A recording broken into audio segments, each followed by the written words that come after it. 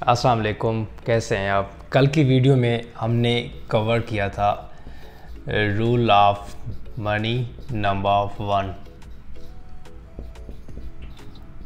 जिस पे हमने डिटेल से बात की थी कि जो रूल ऑफ मनी होता है, अगर आप फिनंशियल रिच होना चाहते हैं या फिर जो लोअर या पुअर मिडिल क्लास कैटेगरी से आप एलीट क्लास कैटेगरी में जाना चाहते हैं, ख़ुद को फिनंशियली सिक्योर करना चाहते हैं, तो there are some certain rules जिनको आपने फॉलो करना होता है।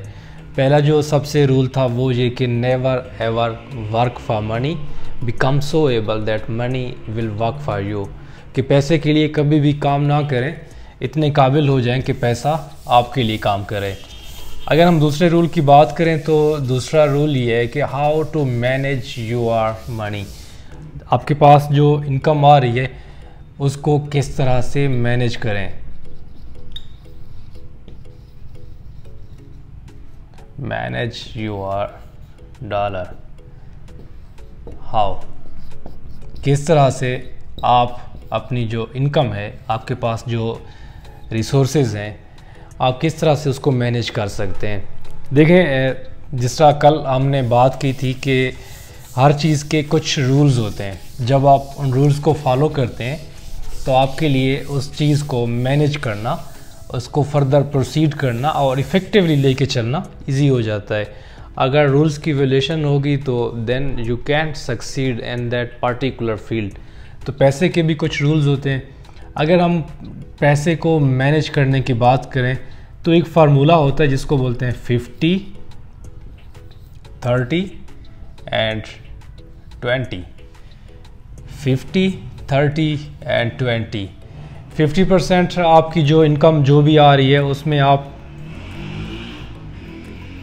नीड्स, 30% आपकी जो है वो wish and wants, and third हमारा जो 20% होता है वो जाता है इन्वेस्टिंग एंड सेविंग। देखें, एक फार्मूला सेकंड जिसको कह सकते हैं, 50% आपकी जितनी भी इनकम आ रही है आप उसको नीड्स पे लगा दें, 30% आपके विश और वांट्स पे, 20% आपके सेविंग या फिर आपकी इन्वेस्टिंग, आप कहीं पे इन्वेस्ट करें उसको।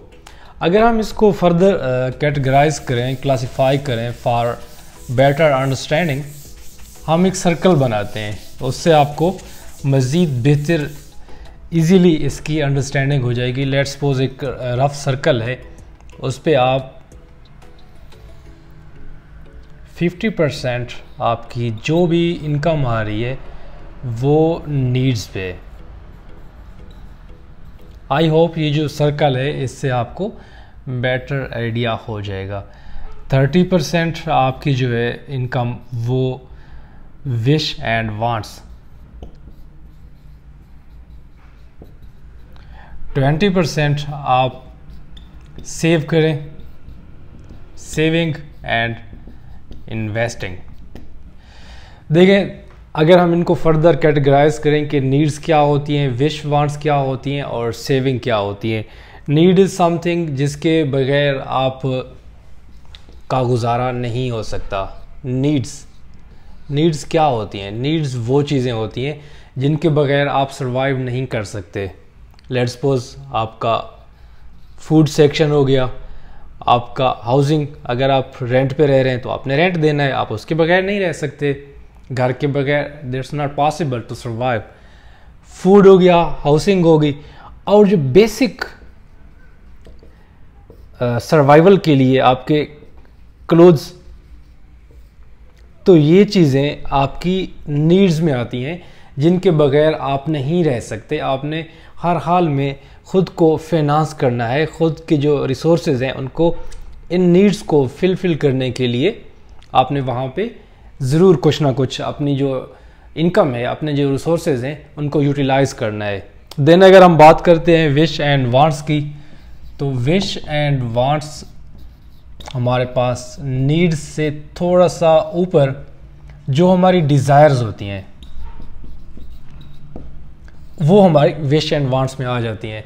अभी अगर हम डिज़ायर्स को फर्दर एलिब्रेट करें, फर्दर इसको क्लासिफाई करें, तो डिज़ायर मीन्स देखें, अगर मैं शॉपिंग करने जाता हूँ, कपड़े तो ऑलरेडी पहने हुए हैं, लेकिन जो शॉपिंग होगी वो मेरी विश और वांट्स में जाएगी।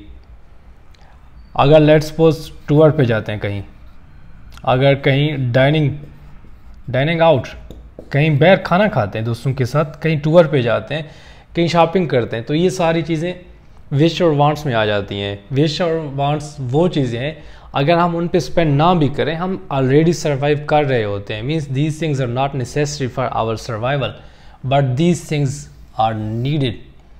These goes in needs column. Food, housing, basic clothes, ये चीज़ें जो होती हैं वो हमारी नीड्स में होती हैं।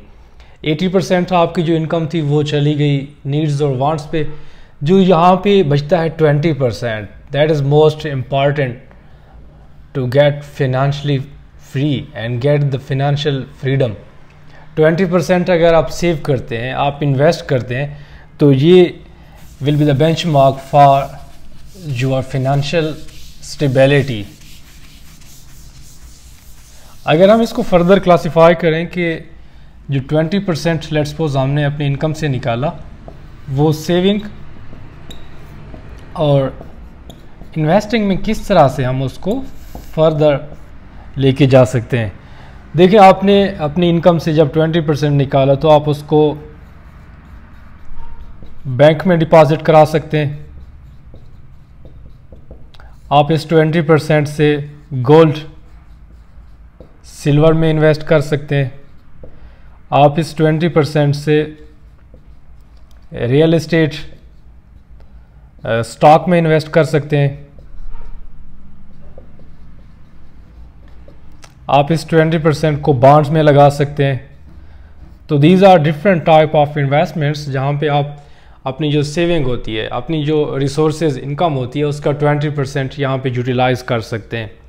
अच्छा, दूसरी बात यहाँ पे मैं बताता चलूँ, जो 20% हम लोग सेव कर रहे हैं वो क्यों सेव करें और वो किस लिए हमारे लिए बेनिफिशियल साबित होता है। Try to understand it. देखें, जो चीज़ें अभी मैंने 3 से 4 इन्वेस्टिंग पॉइंट्स लिखे, वो आप इजीली लिक्विडाइज कर सकते हैं उनको।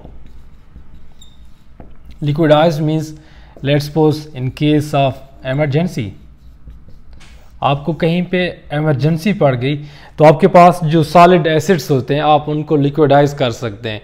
लिक्विडाइज करने के साथ आप खुद को अपनी हेल्थ के लिए, आपको कोई डिज़ास्टर आपकी लाइफ में आ गया, नेचुरल आ गया, तो ये 20% आपको काफ़ी ज़्यादा हेल्पफुल साबित होगा to came out from that disaster. So this was a basic formula जो आज हमने डिस्कस किया, 50, 30 एंड 20।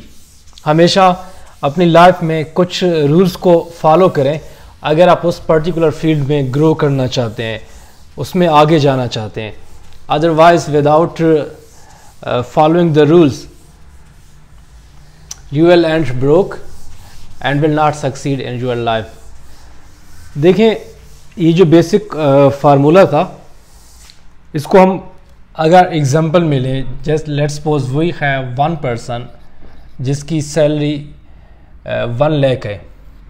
एक पर्सन जिसकी सैलरी 1 लाख है, वो किस तरह से इस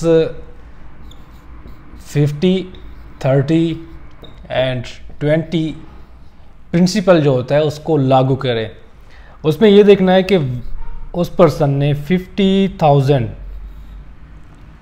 नीड्स में स्पेंड करने, 30,000 अपने विश एंड वांट्स पे स्पेंड करने, एंड 20,000 सेविंग एंड इन्वेस्टिंग में लगाने। Let's suppose person do it for 5 years।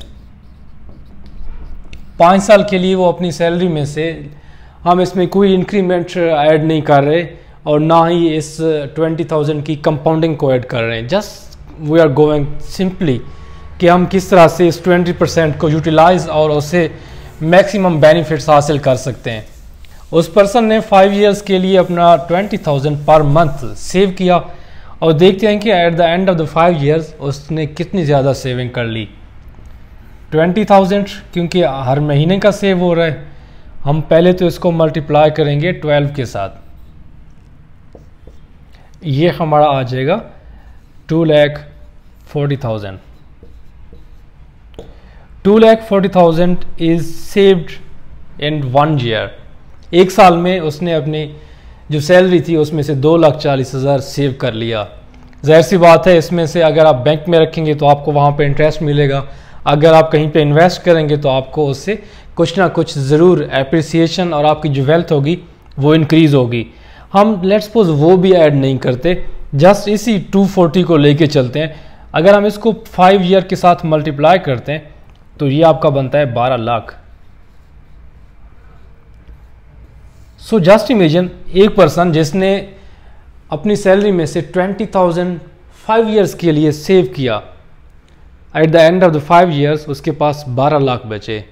And imagine the second person जिसने ना तो इस फार्मूले पे अमल किया, ना कुछ सेविंग की, और अपनी जो 100% इनकम थी उसको हर महीने अपने बेसिक नीड्स, एक्सपेंसेस और अपनी जो विश और डिज़ायर थी उन पे स्पेंड किया।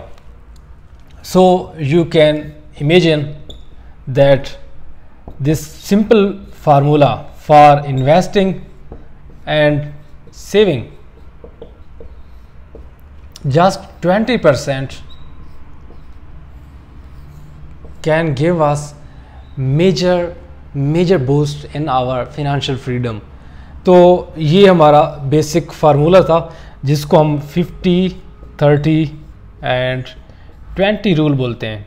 आई होप ये जो आज फार्मूला हमने डिटेल के साथ डिस्कस किया आपने समझा होगा। इस तरह की काफ़ी वीडियोस ऑलरेडी हमारे यूट्यूब चैनल और फेसबुक पेजेस पे अपलोडेड है। If you have any question regarding finance, regarding real estate investing, money management, then you can talk with us and ask question. Thank you so much for watching. Next video में आपसे फिर मुलाकात होगी। अपना ख्याल रखिएगा। अल्लाह हाफिज़।